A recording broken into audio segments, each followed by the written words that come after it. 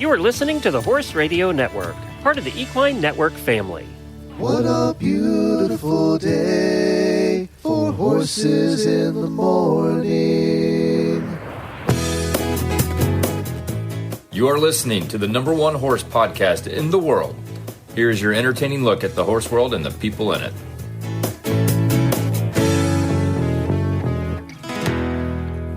Well, good Friday morning. It's Freestyle Friday, and I am Glenn the Geek in Ocala, Florida.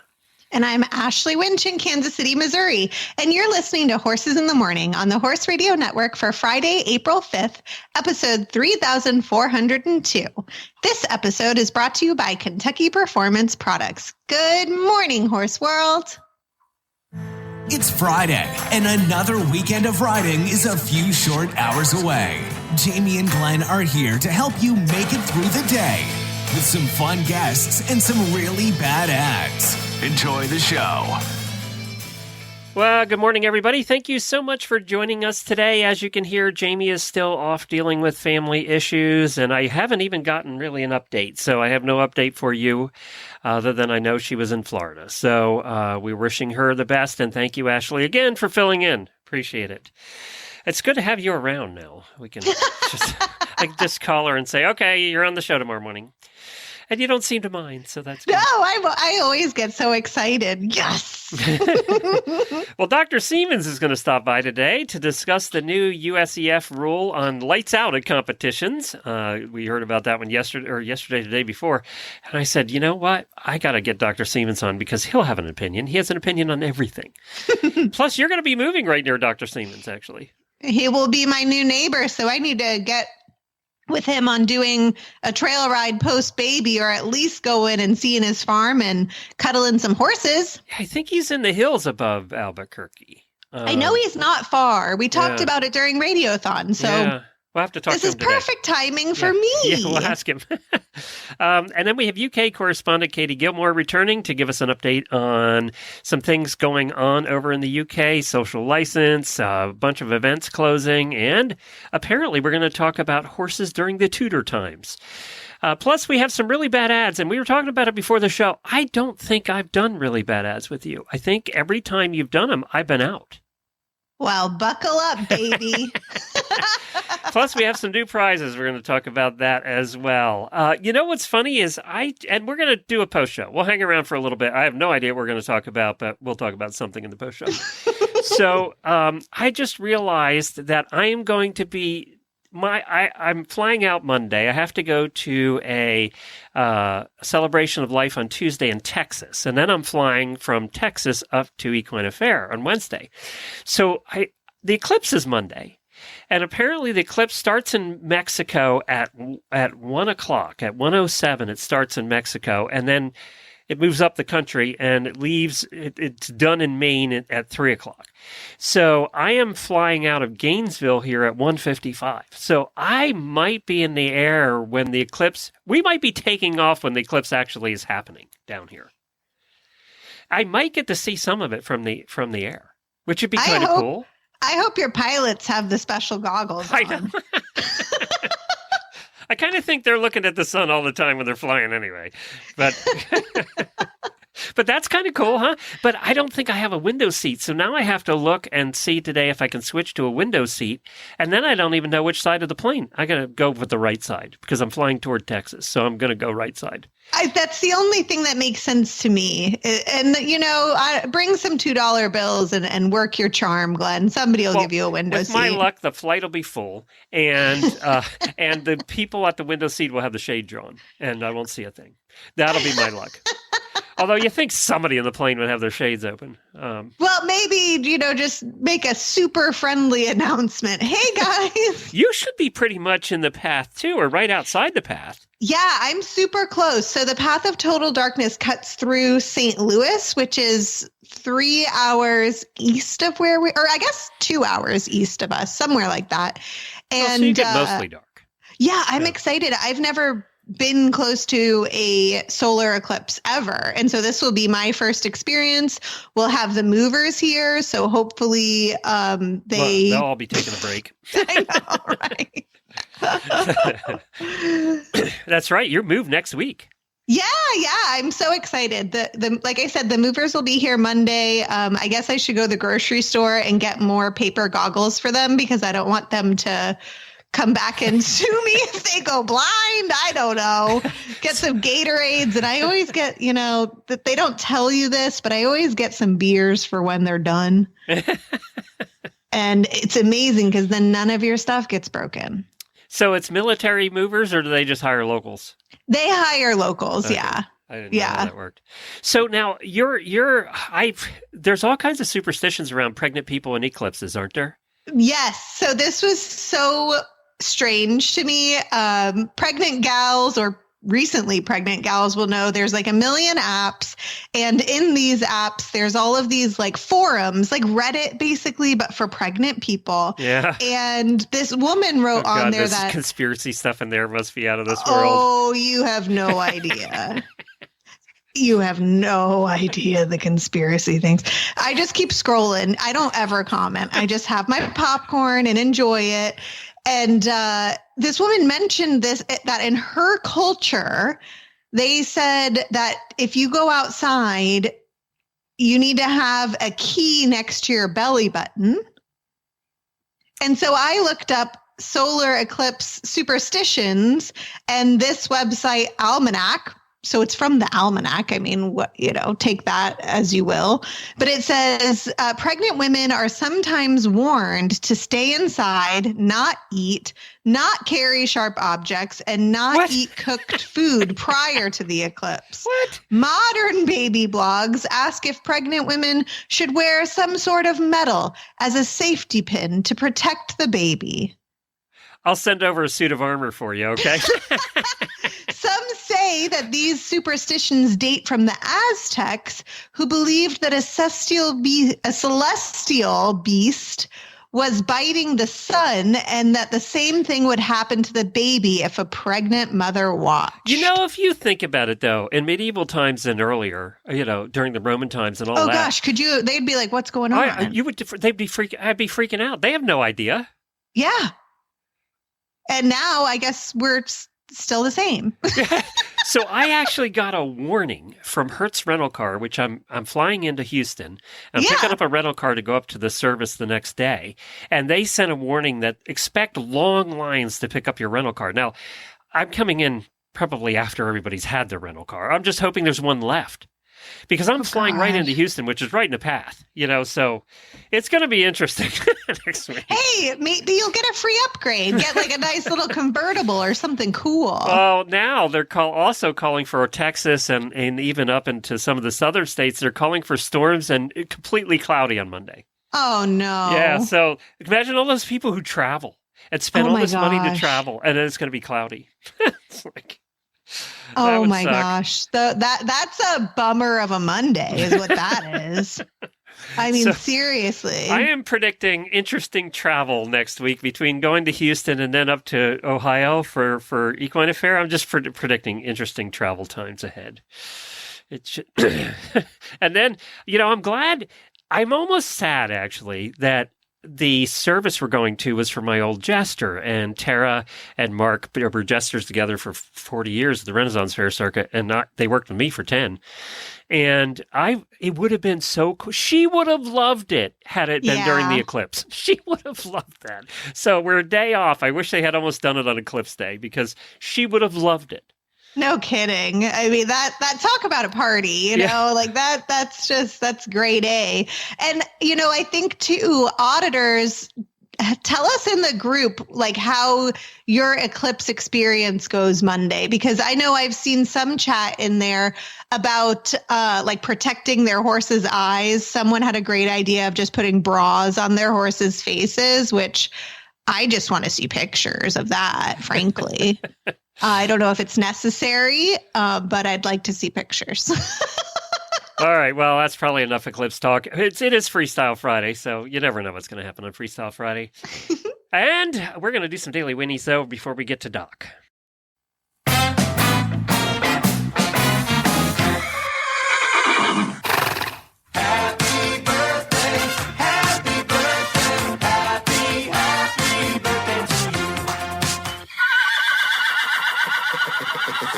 We have a couple of auditor birthdays this weekend, Catherine Banner and Allison Laura. Happy birthday to both of you. And your husband, is his birthday on Sunday? Yes, April 7th. And he always has his birthday on like terrible timed, like, I don't know. You're moving this time? Yeah. Like life events are always happening or like we can't go do anything fun. So I'm going to make him a carrot cake before we get all of our stuff packed up Monday. And that's about all I'm delivering, honestly. I mean, yeah, you're a little busy packing and trying to work at the same time. You were very productive this week, though. I got to give you credit. Very productive. My birthday, April 24th, always fell on Rolex weekend. So come on. For years, we were at Rolex. And of course, for the horse husband, it's like, oh, okay. But I guess if you're a horse person, being at Rolex for your birthday would be wonderful. Yeah, I mean, everybody's tailgating, day drinking. That's a party. It's always on my birthday. All right, your turn.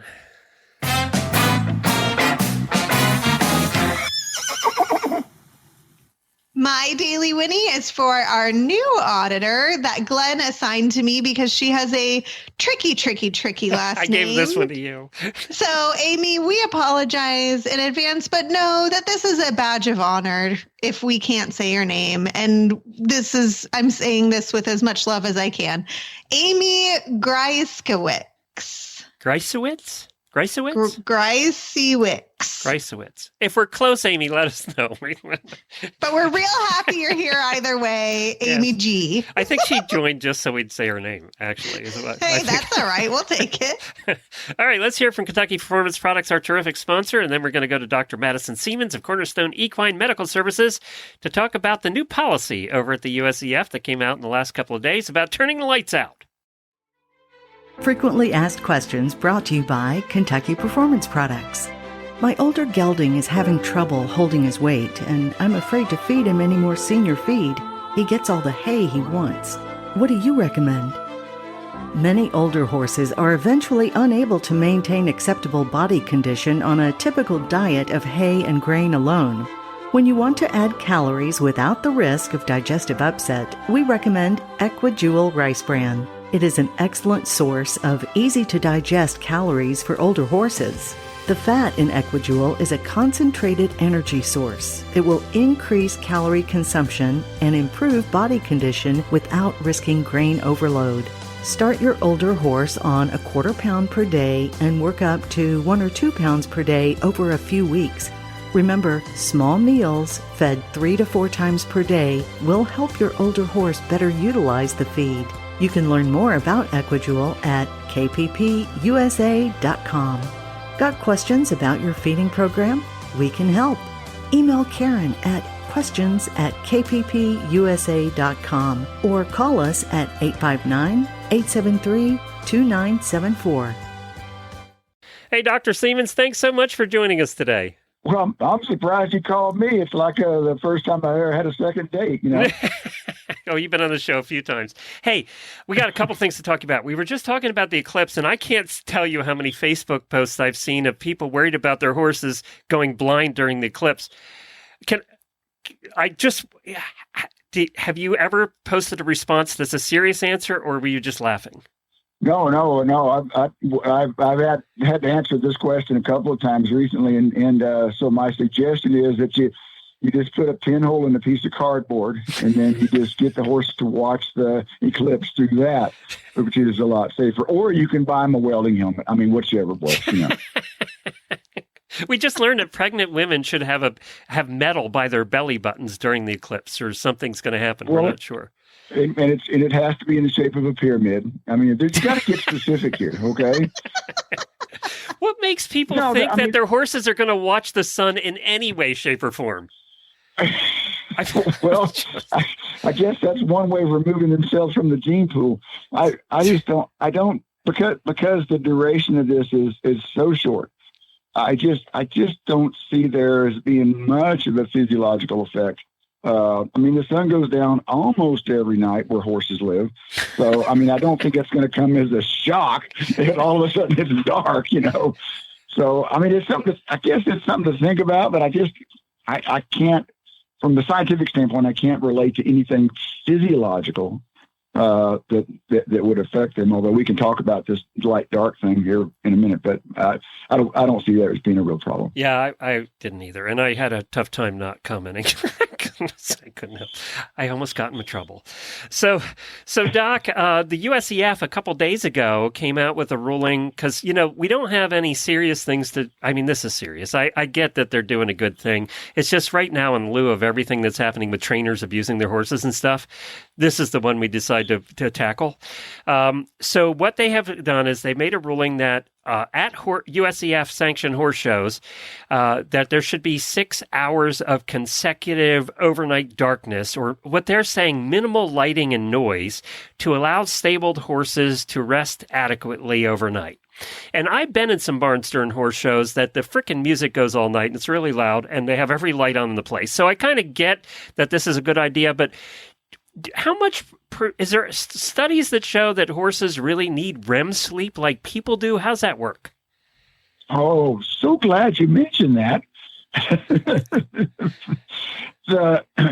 We've been studying sleep in horses for a long time. Sue McDonald at UPenn, there at New Bolton Center, she's a PhD behavioralist, and she's probably done as much or more of anybody about looking at sleep parameters in horses. There's a young one that's out there at UC Davis now, named Monica Ailman, has also done some fascinating studies with electromagnetic sensing things about muscle movement and stuff like that. It appears that a horse really does need to have some sleep, and REM sleep. So like in humans, we know that REM sleep, that early parts of sleep where your eyes are moving underneath your eyelids, is really important for a restorative type of sleep. Horses, according to McDonald's work and also Ailman's work, the horses need probably about 5 hours of sleep a day. Usually that's going to occur at night, and if a horse is really comfortable in his environment, he'll actually lay down. So the challenge with this and what has stemmed a bunch of this research is, starting about 20 years ago, people were talking about horses having narcolepsy. So they'd be standing there and all of a sudden they just fall over, or you'd cinch a saddle up and the horse would just fall over. I mean, there was some trigger that would make them fall over or not. And come to find out, these horses are sleep deprived. So it's not a matter of narcolepsy is a neurologic condition that's very, very complicated.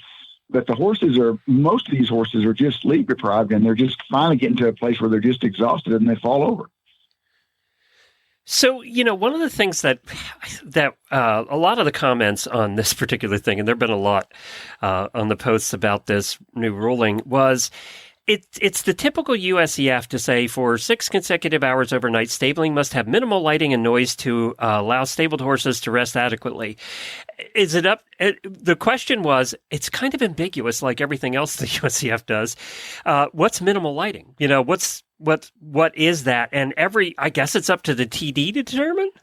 Well, just like any kind of rules that we have in any kind of organized horse deal, some of these things are really hard to enforce. But I think from a physiologic point, I think if we can educate people to understand how important this physiological sleep is, I think maybe people will start to listen and start to think about the benefit of the horse. And we know, there's a ton of physiology here that's involved here, and I'll try not to bore you with the details, but dark, 8 hours of dark, is very important to get enough melatonin coming from the pineal gland that you can get some nice restful sleep. And this also sets off some other physiological mechanisms that are related to photoperiod.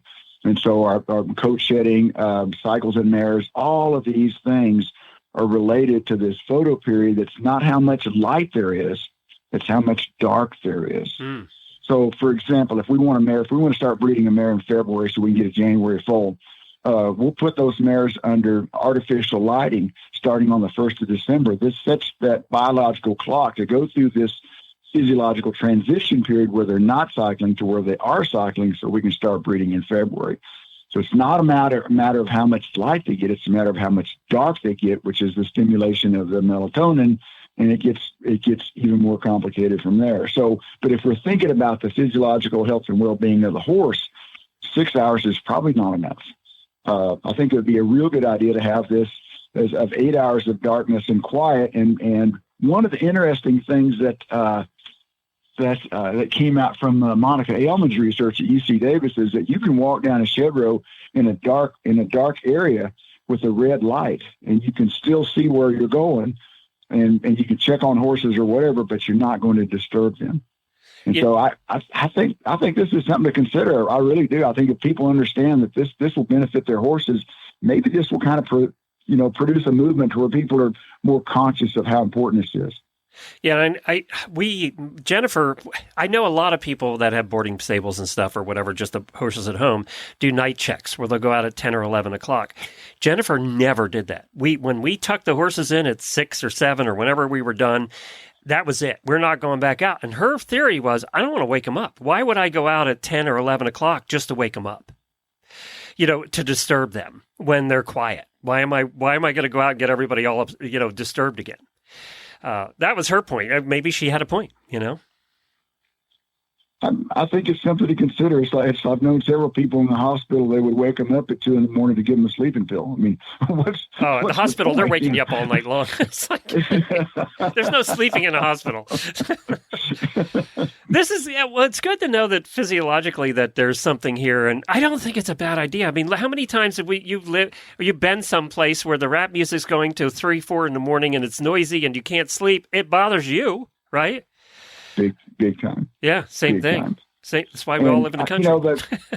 So we know that horses, when they're in a comfortable environment, and the interesting thing about what Sue McDonald's work has done is that these horses that are showing signs of, basically, they say narcolepsy. Basically, what they're just falling asleep in the middle of the day. So they're not able to lie down and get their REM sleep at night when things are quiet. They're not comfortable. They're fearful. They're prey animals. They don't want to lay down because that's when they get eaten. And so a horse is not going to lay down to get his REM sleep, which a horse only needs about 30 minutes or so. At least the current research is showing that the horses need about 30 minutes of REM sleep where they're down and completely out in order to get the kind of rest they need. Because they can doze standing up. They lock that reciprocal apparatus on their hind limbs. I mean, everybody's seen horses do that. But McDonald's work showed that at night, these horses that are in a comfortable environment, they will lie down for about 30 minutes. If they're not in a comfortable environment, i.e. going to a horse show, okay, that's going to be really difficult for these guys to get. And these old campaigners that have been going to shows, 10 weekends a year, I mean, these guys work right into this deal, and there's not going to be an issue there. But younger horses or horses that are nervous or less experienced horses, they're going to have a hard enough time relaxing anyway. But if there's rap music and lights and all this stuff going on 24/7, I mean, they got no shot. They got no chance of getting some rest. And so I think this has the potential to affect their performance. And I mean, if the goal is to bring home the ribbons, don't you want to set them up to succeed? So it comes back to what we said before. It's a good idea, but is there somebody to enforce it? It's got to be enforced, or it's just useless at this point. But I think if enough people start hollering, it will self-enforce. Yeah. Well, it gives people grounds to holler, right? So precisely. If the guy in the stall next to you starts hollering at you, you go, well, maybe you got a point. I mean. All the braiders out there are going to have to get the little headlamp night lights out. So one other thing that we wanted to talk to you about, or Ashley did, is Ashley's moving to your neighborhood this next week. Uh-oh. That's Has she really researched this? This may not be something she wants to do. Well, I don't have much of a say in it. Let's just say my husband works for Uncle Sam, and he tells us where to go and when to go there. Ooh, where are you going? We're going to be moving to Albuquerque. Okay, that's about 3 hours up the road. Yeah, there's some nice riding, and all this whole state there's a lot of public lands and trails, and it's just some phenomenal riding up here.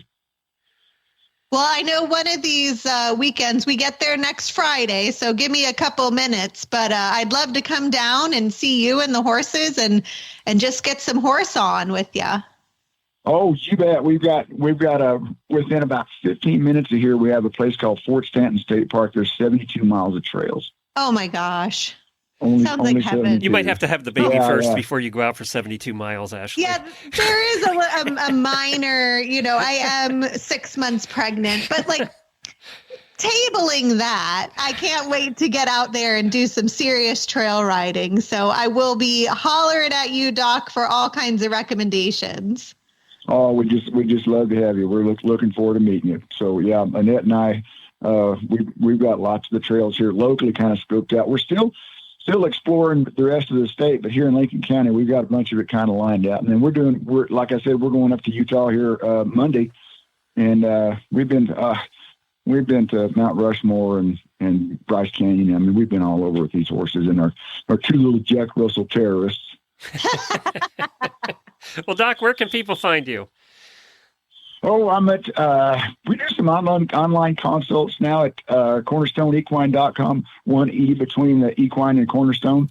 The book is still out and available on Amazon. It's Never Trust a Sneaky Pony and Other Things They Did Not Teach Me in Veterinary School. That's available on Amazon. It is an interesting treatise. It took me 20 years to write. It's if James Harriet and Jeff Foxworthy wrote a book, that's kind of what it would be. It's a good description, actually. That's a good description. I like that. Thanks, Doc. We appreciate you joining us. Hey, I enjoyed it myself. Give me a holler. All right, take care. Adios. You said your mother got his book too, right? Yeah. Yes. She, when we were down at the World Equestrian Center in February or March, she's like, "Oh my gosh, I got that book that the guy who was on Radio thought." And she's my number one fan. So ipso facto, she's now HRN's number one fan. Hi, Mom. All right, let's talk about a brand new sponsor to Horses in the Morning, and then we're going to call Katie Gilmour, who's our UK correspondent, to talk about what's going on over there. No one knows your horse's thoughts, emotions, and moods as well as you. Just as in touch as you are with their personality, Sentinel's expert nutritionists are in tune with their dietary needs. With feeds in the form of extruded nuggets to provide exceptional nutrition and formulas made for every stage of life and activity level, Sentinel's wide choice of carefully crafted feeds make it easy to find the perfect fit to better your horse's health. Learn more at feedsentinel.com/horse radio network. That's feedsentinel.com/horse radio network. And joining us now, we have Katie Gilmour, our very official UK correspondent. Katie, happy Friday. We were just Friday talking to you too. About a bit of an incident that's put a kink in your horse plans. Oh, it really has. Yes, about coming up for 6 weeks ago, I managed to dislocate my knee while standing still, which I think takes special skill. I think you should be in the Guinness book for that one, Katie. That might be a record. Do you know what's really frustrating is that 3 days after it happened, I was due to go and view a horse because I'm looking for a fourth horse at the moment. And this horse on paper was perfect. And the owners loved the sound of the home. So they'd held her for 2 weeks, not letting anyone else see her. And I had to ring them and say, "Look, I'm really sorry, but I have dislocated my knee. I can't walk, I can't drive, so I certainly can't ride." So that's a bit gutting. So at the moment, my budget for my new horse is just kind of burning a hole in my bank account, waiting to be spent. Well, if you were in the United States, your budget would be going toward hospital bills. At least you don't have that. So, right? Yeah, that is very, very true. Yes, that is true. You just have a lot of waiting. Well, yeah, it's true. Yeah, he's been 6 weeks and they haven't. Well, we wish you the best of luck. That just sucks. It does suck. Thank you. Yeah. And I've been on crutches many a time myself, being a horse girl. And what I recommend is a backpack. And you fill it with everything, snacks, pen, paper, laptop, maybe a bottle of wine, Prosecco. Yeah. My have it on the go. Intake has really gone up since. I'm sure. Well, science shows that Prosecco does increase the speed of healing, and that scientist is me. So red wine actually is proven as an anti-inflammatory. There you go. So I'm taking that and I'm running with it. Well, I'm not running with it. I'm hobbling with it. She's got one of those little backpack water things with red wine in it and the little straw coming to her mouth. Yeah. It's like... Amazing. That'll do. So, Katie, for the scoop from the UK on the other side of the pond, tell us about the announcement of the charter for the horse. Yes, so the charter for the horse has been welcomed. I'm not sure how yours is working at the moment, but we are inundated with comments on social license around riding and cruelty and that riding's a cruel sport, that the professional dressage riders are not treating their horses fairly. So it's quite welcome to see one of the big organisations counteracting that bad press with something positive. So the British Equestrian Federation have now launched the Charter for the Horse. It hangs on 6 principles of empathy, care, respect, consideration, ethics, and learning. And the vast majority of all of the key bodies, British Dressage, British Show Jumping, and so on, they have all signed up to this charter, which is really, really encouraging, I think. Carl Hester himself has spoken out to say that he's delighted to see the release of the charter and how positive it is. He's known for always treating his horses as horses first and supporting their mental health to make sure that they can perform at their best as horses. He's kind of a good spokesman for it as well. Is the charter just say be nice to your horses, or is there something enforceable around it? It's not enforceable. The only enforcing agency is the RSPCA, which is the Royal Society for the Prevention of Cruelty to Animals. They're the only organisation that can enforce anything against any kind of cruelty. It's an education thing more than anything else. It's recognising horses as intelligent and emotional animals and prioritising their physical and mental health. I guess, in a way, if everyone is buying into this and is being educated, the standard of care should increase.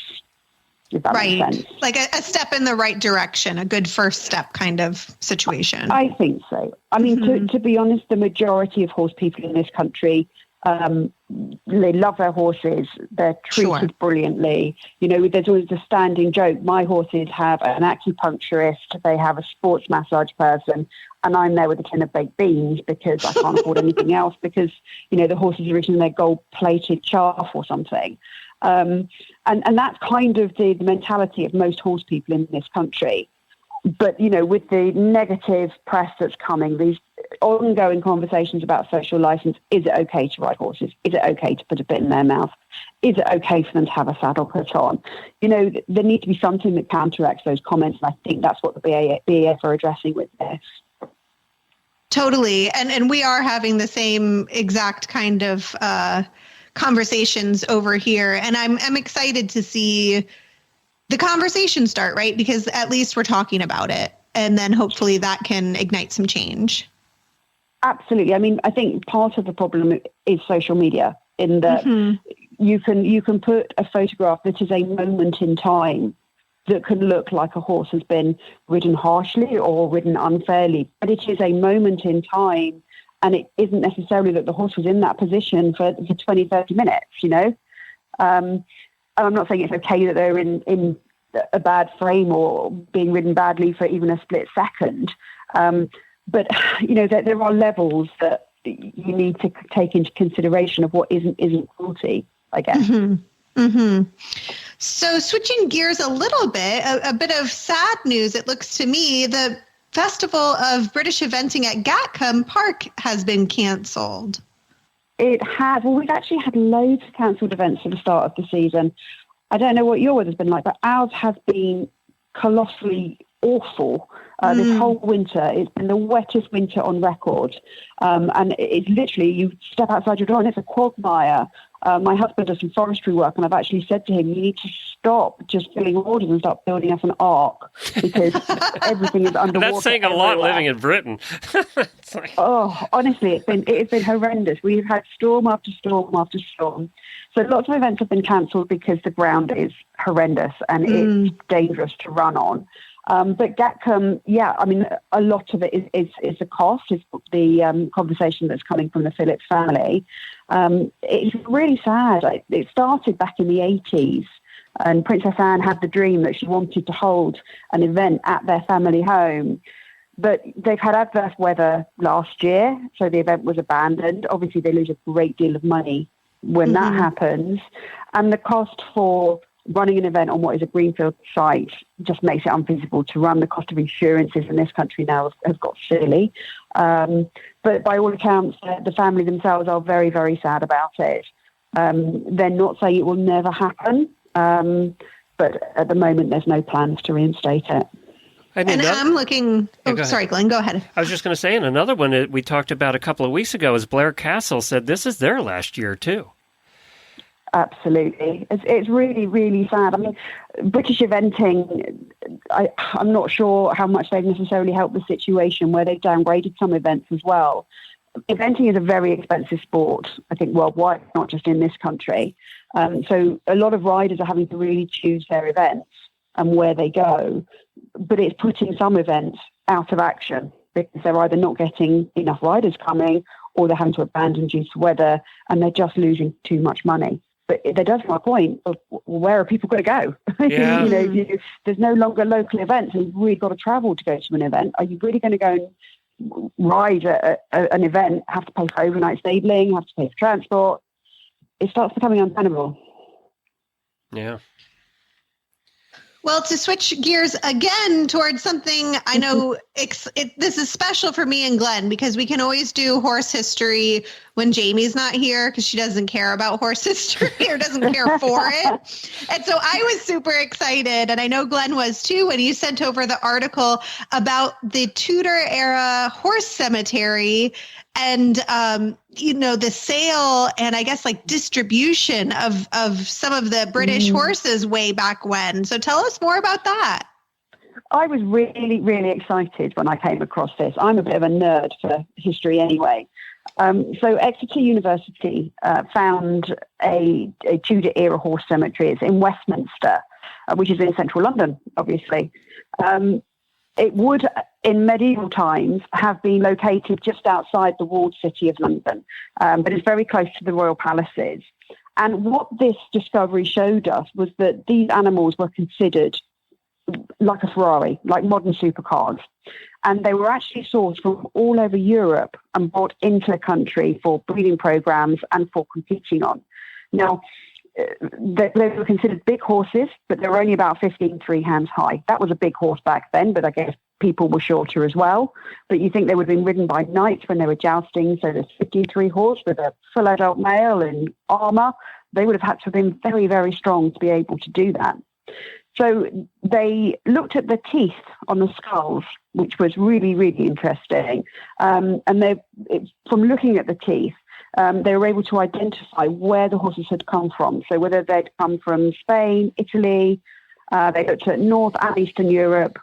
And that's where kind of the modern sport horses have come from. It's the blended horses from around Europe.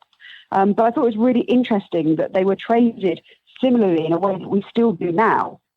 I'm guessing that the transport team was probably a lot more difficult than perhaps now. We have the tunnel coming from France into Kent. The main transporters now just have them on the lorries and they drive underneath the channel. In those days, they'd have had to come on boats. So, but yeah, I thought it was really interesting. I did too. I really, really enjoyed this article, and we will link this article and everything else we've talked about so far in our show notes. And then finally, Katie, we couldn't have you on without giving us an update on your show, Poles, Piaffe, and Prosecco. Poles, Piaffe, and Prosecco, that's right. So we have just published, I think, episode 17, so we're nowhere near as far along as you guys are.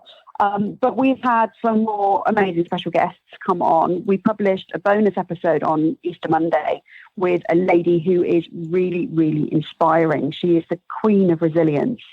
She is an international dressage rider.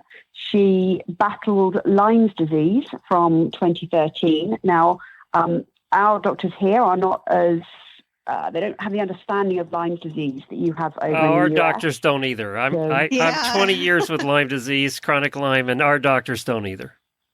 No, it's horrendous. She ended up with heart issues and everything else.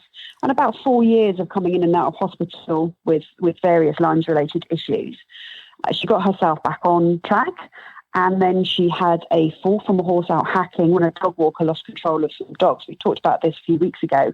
But she had a fall from a horse, obliterated her pelvis and her sacroiliac joint. And we talked about her recovery and her resilience and how the doctors said, obviously like a true horsewoman, her first question was, when can I ride? And the doctors really told her off and said, look, it's going to be 2 years before we even know if you can walk. So within 6 months, she was on the back of a horse. So we talk about her mindset and how she's kind of overcome those issues. And it's a phenomenal listen. One, because of the information about Lyme's, all the juvenile ticks are just coming out at the moment here. And secondly, just her mindset is phenomenal. We also talked to an equine dentist who was really interesting on teeth. So she was great. And we reviewed Kylie Minogue's Prosecco, which was great fun. Because with my rather strange sense of humor, I was getting as many Kylie songs into what we were saying as I could.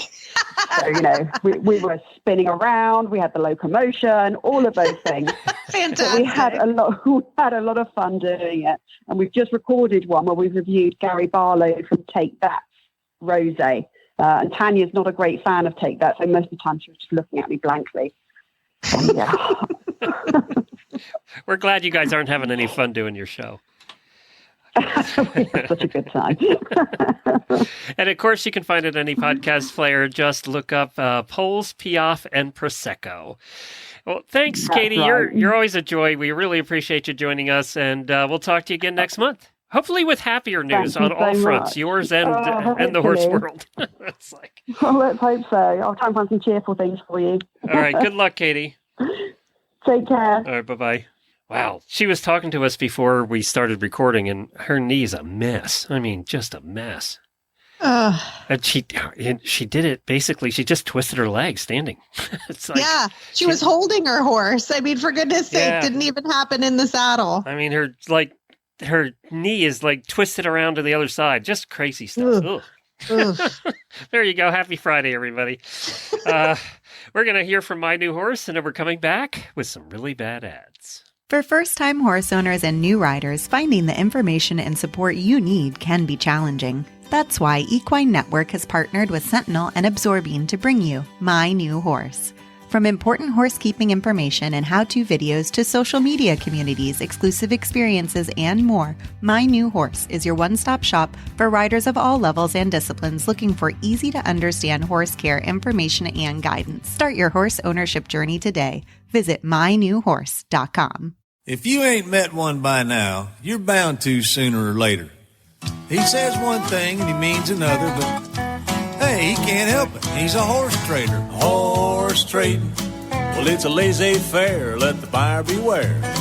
Horse trading. They tell a low-down lie with a sincere stare. Horse trading. Well, if they're talking in circles and the deal ain't square, he's a master in the fine art of persuading. Horse trading. That's right. It is time for Really Bad Ads, that time of the week when listeners submit ads from Craigslist or Facebook or someplace, and we just have a little bit of fun with them. I think we have probably done thousands of these over the years, and we usually give away prizes every month, and this month is no exception. We have a brand new group of prizes for you. One of them is, yes, we haven't had this in a while, a box of crap from my office. And the reason we have that is we're doing spring cleaning here, and I just keep finding this crap, and Jennifer says, put a box of crap together, get rid of it. So you're going to get my crap.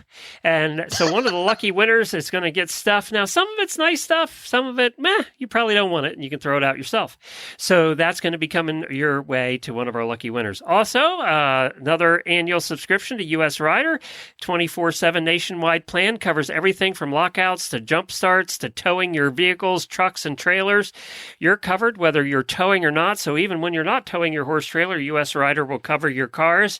So it's kind of like AAA for horse people.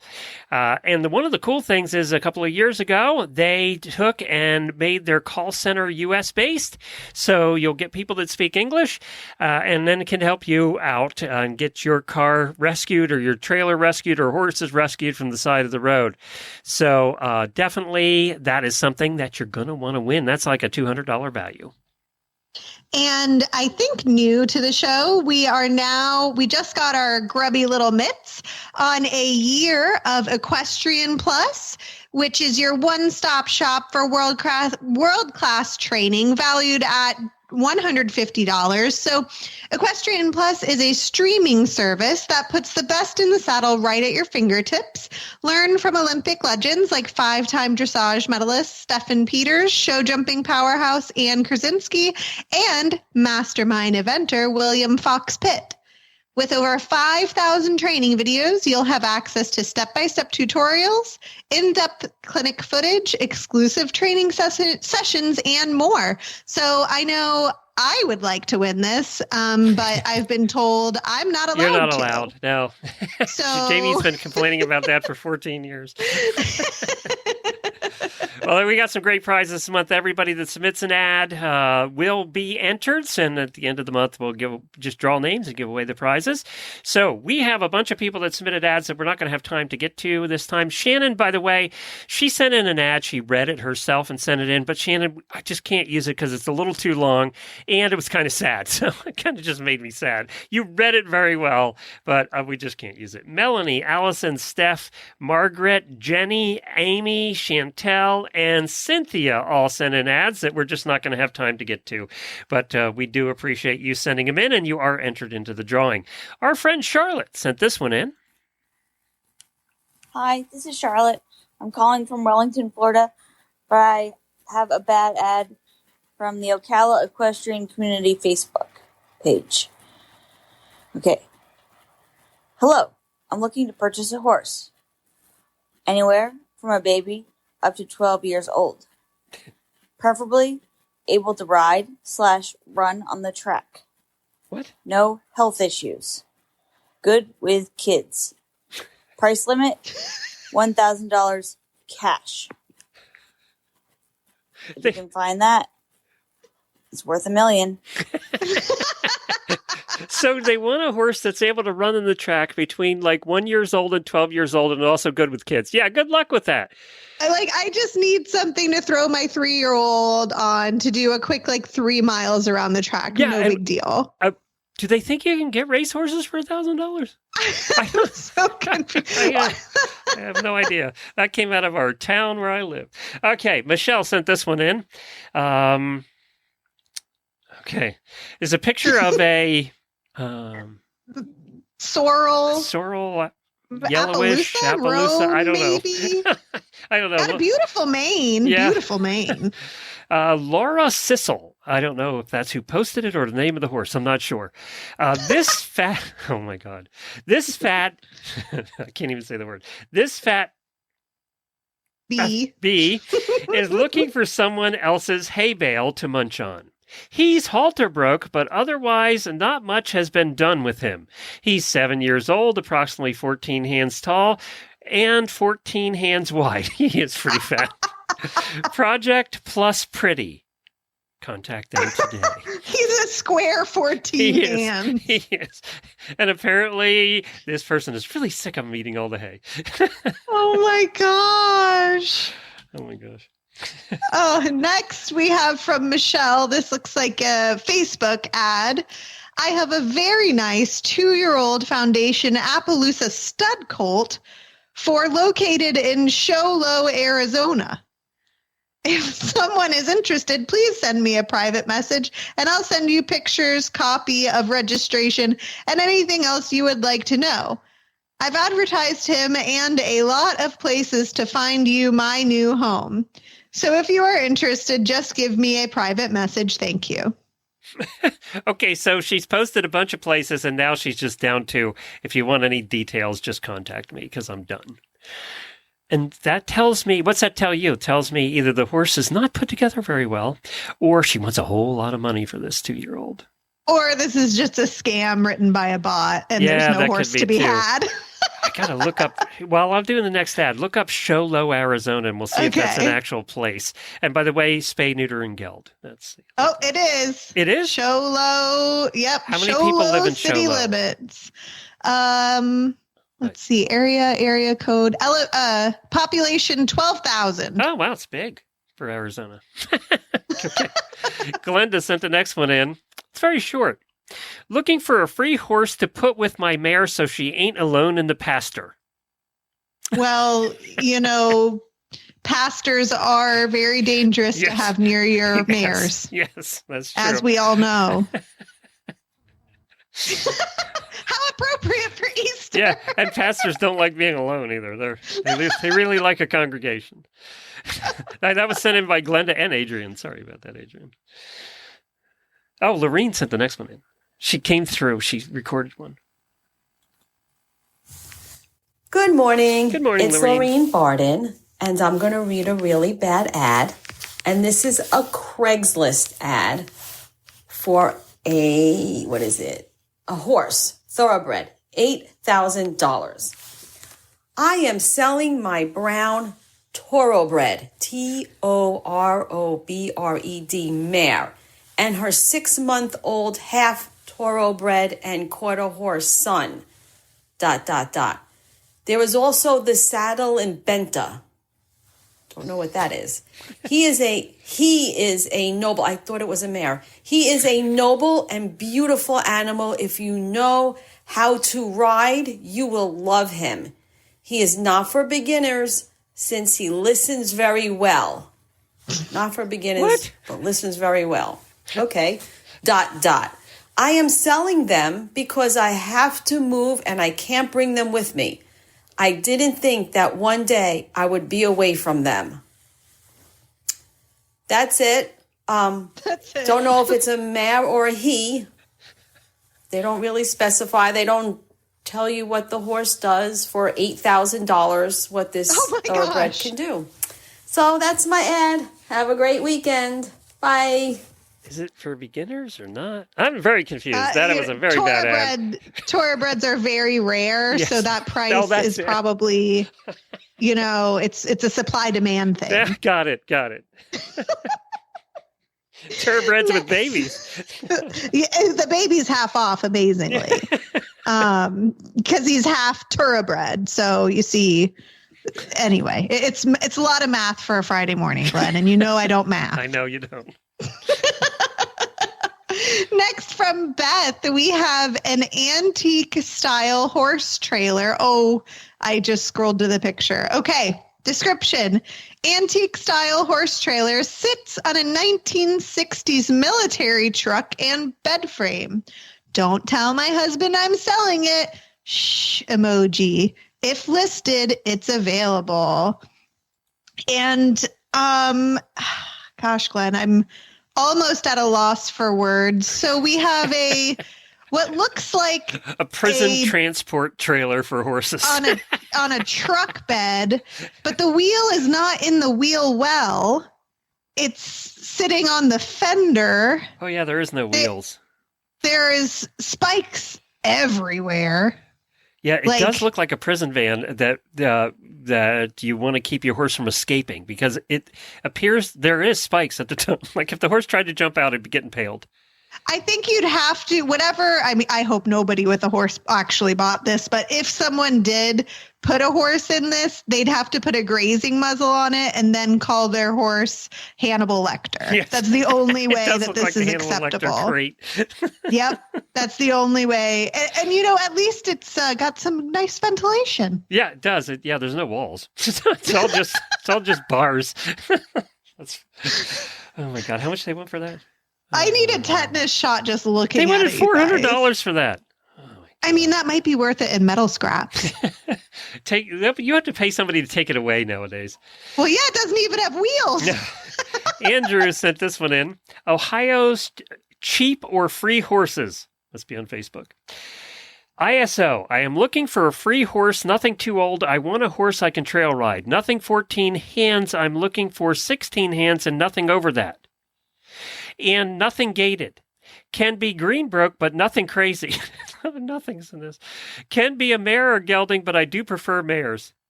So this is a really bad ad because all they're saying is what they don't want.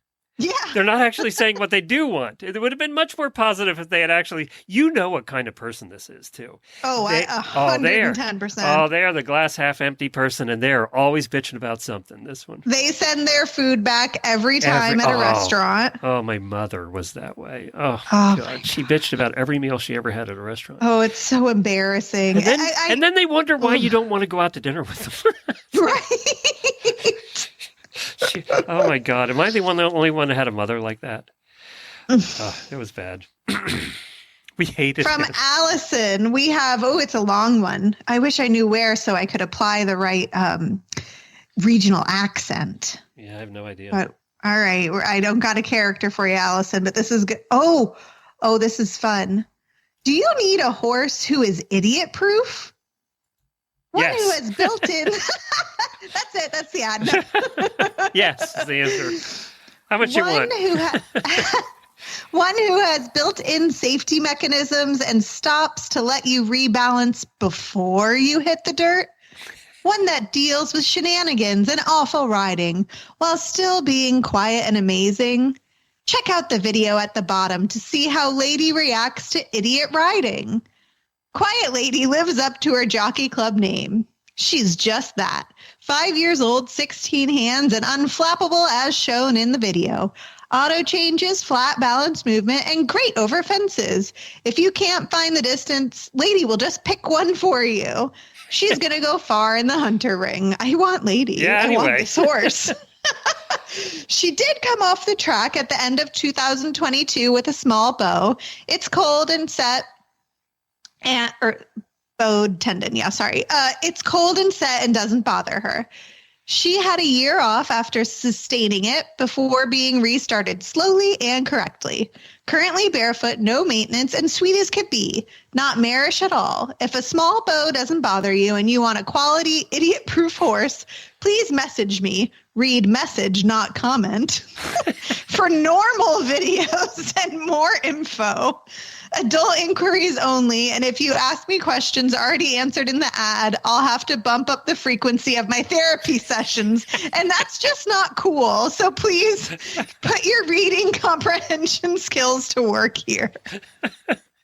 How many 14-year-olds did she have contacting her, or 12-year-olds? Or I want to be friends with the person who posted this. Yeah, I know.